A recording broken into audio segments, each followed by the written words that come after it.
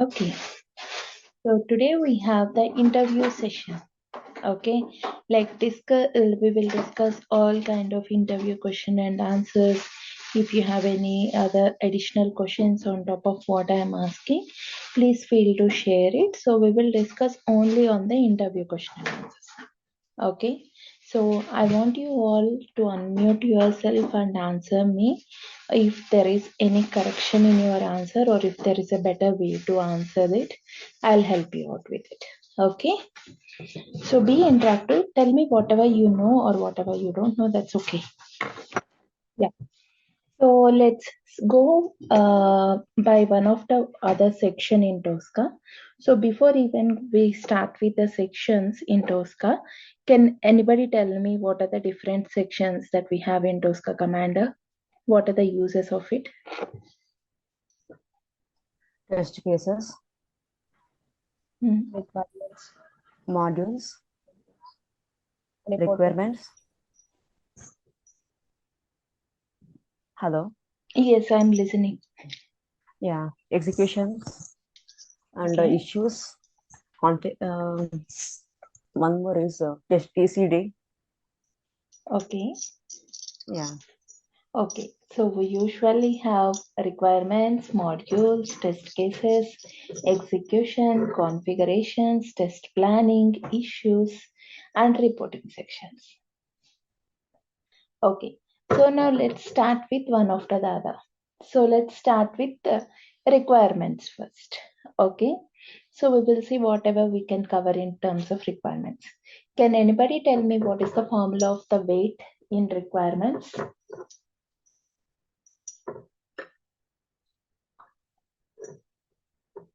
Weight formula? Frequency into damage, please. Yes, frequency into damage. Yeah, and can anybody tell me what do you mean by damage class and frequency class? So it means that how it's affecting your test cases, like if this test case that functional is not working, is damaging, how severe would affect your test cases or your application. This is how we Yes, are evaluating this damage and how many times we are using this based of perfect. application. We use the frequency. Yeah, frequency tells us how frequently you are going to use that particular requirement and the associated test cases. Similarly, damage tells us how much percent of damage that it is going to cause us when it is not working or something is wrong with it. Yeah. So this is all from frequency and damages. And yeah, now I have another question here. For example, if I have an execution list and if I would like to map it to a requirement, should I map it to a requirement or should I map it to a requirement set? Execution list. Requirement. Requirement, Ramya. Requirement or requirement set? Requirement only. No, requirement set. Test cases will be mapped to associated requirements, but execution list will be mapped to requirement set. Okay, this is some confusing part. Remember that. Just check. Okay. Yeah. So now let's move on. Move on to modules because there is nothing much in the requirements. So from modules, what are the different identification methods? Property, index, Anchor. anchor, and image. Yes. Perfect. Properties, anchor, and index, Index, and image. anchor.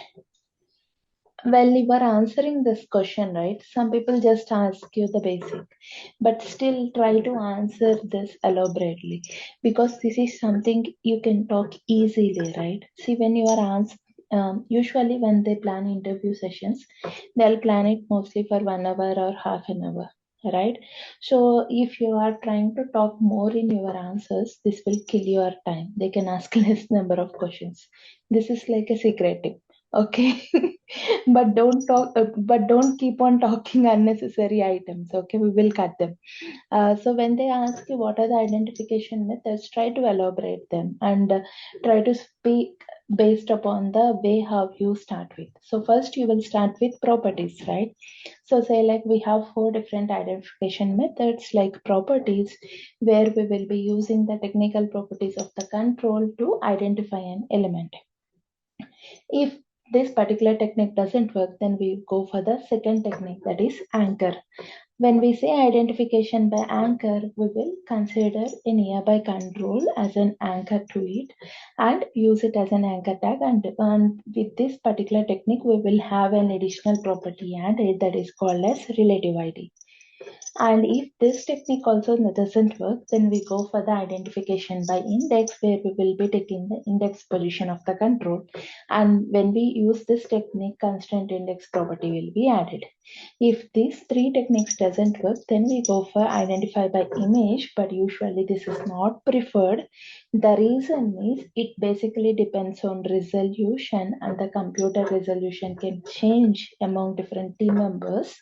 So that's why we don't prefer this technique, but if you use it, you usually get the scrolling behavior property added. So if you say this, right, it will take you at least 3 to 4 minutes, right? You are saving one question. Okay, try to speak more when you know more.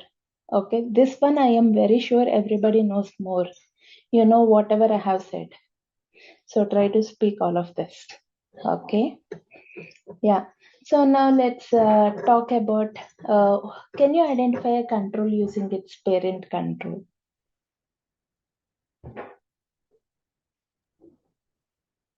Yeah, by using the anchor, we can able to find the property by using the parent. Okay. So usually when we discussed about the generic controls, we also discussed about parent controls. Whenever we say parent controls, it need not be an anchor. It can be the parent of the control also. So when we discussed the add to cart scenario in our class, right, we discussed this. Okay. So some people, if you say only 4 identification methods, they will say, why are you not talking about parent identification by parent? Because in earlier versions of Tosca, very old versions of Tosca, we used to have identify by parent also as one of the identification methods, but now it is no more there.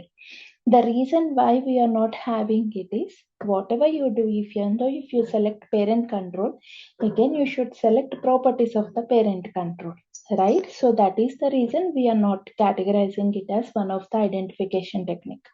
But if somebody asks you about this, just say them.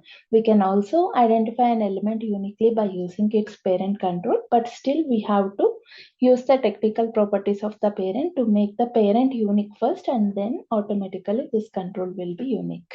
Okay. And okay, let me ask it in this way. So I have a web page and I have around 100 OK buttons in the web page. Okay, so this 100 OK buttons, the count of this 100 buttons will change every day. So if I want you to identify how many OK buttons are there in the web page, how do you do that? Explain me the complete scenario.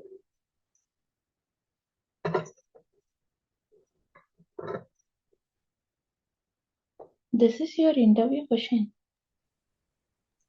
Can you please repeat it again? I have a web page which consists of 100 OK buttons. Okay, all 100 OK buttons are having the inner text as OK. Okay, and when am I trying to identify it by using properties, as all buttons are having the same inner text, it is throwing me this is non-unique control. So how can I identify how many OK buttons are there in the web page? First